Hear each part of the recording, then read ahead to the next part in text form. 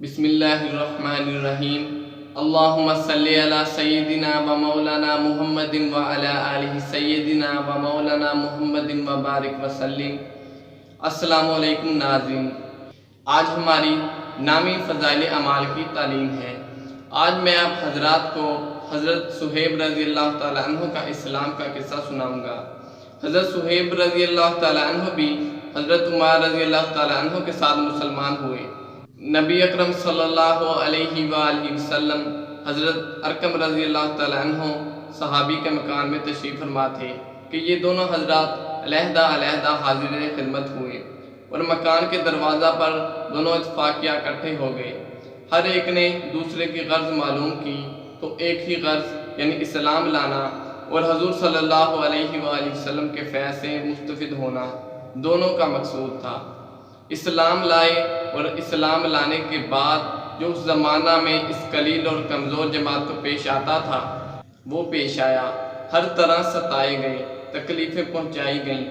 آخر تنگ آ کر ہجرت کا ارادہ فرمایا تو کافروں کو یہ چیز بھی گوارا نہ تھی کہ یہ لوگ کسی دوسری ہی جگہ جا کر آرام سے زندگی بسر کر لیں۔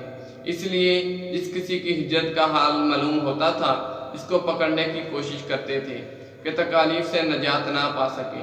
چنانچہ ان کا بھی پیچھا کیا گیا اور ایک جماعت ان کو پکڑنے کے لیے گئی۔ انہوں نے اپنا ترکش سنبھالا جس میں تیر تھے اور ان لوگوں سے کہا کہ دیکھو، تمہیں معلوم ہے کہ میں تم سب سے زیادہ تیر انداز ہوں۔ اتنے ایک بھی تیر میرے پاس باقی رہے گا تم لوگ مجھ تک نہیں آ سکو گے، اور جب ایک بھی تیر نہ رہے گا تو میں اپنی تلوار سے مقابلہ کروں گا یہاں تک کہ تلوار بھی میرے ہاتھ میں نہ رہے۔ اس کے بعد جو تم سے ہو سکے کرنا۔ اس لیے اگر تم چاہو تو اپنی جان کے بدلہ میں اپنے مال کا پتہ بتلا سکتا ہوں جو مکہ میں ہے، اور 2 باندیاں بھی ہیں، وہ سب تم لے لو۔ اس پر وہ لوگ راضی ہو گئے اور اپنا مال دے کر جان چھڑائی۔ اسی بارہ میں آیت وَمِنَ النَّاسِ مَن يَشْرِي نَفْسَهُ ابْتِغَاءَ مَرْضَاتِ اللَّهِ وَاللَّهُ رَءُوفٌ بِالْعِبَادِ نازل ہوئی۔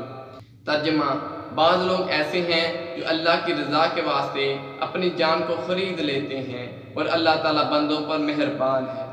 حضور صلی اللہ علیہ وآلہ وسلم اس وقت قباء میں تشریف فرما تھے۔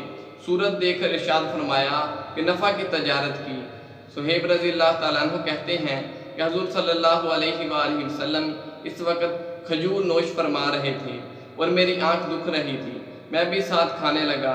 حضور صلی اللہ علیہ وآلہ وسلم نے فرمایا آنکھ تو دکھ رہی ہے اور کھجوریں کھاتے ہو۔ میں نے عرض کیا کہ حضور صلی اللہ علیہ وآلہ وسلم اس آنکھ کی طرف سے کھاتا ہوں جو تندرست ہے۔ حضور صلی اللہ علیہ وآلہ وسلم یہ جواب سن کر ہنس پڑے۔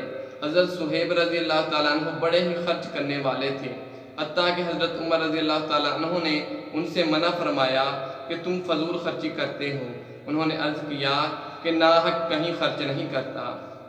حضرت عمر رضی اللہ تعالیٰ عنہ کا جب وصال ہونے لگا تو انہی کو جنازہ کی نماز پڑھانے کی نصیحت فرمائی تھی۔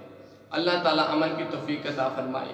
اگر آپ کو یہ ویڈیو اچھی لگے تو اسے لائک کریں، کمنٹ کریں، شیئر کریں اور ہمارے یوٹیوب چینل کو سبسکرائب کریں تاکہ آنے والی ہر ویڈیو بروقت آپ تک پہنچ سکیں۔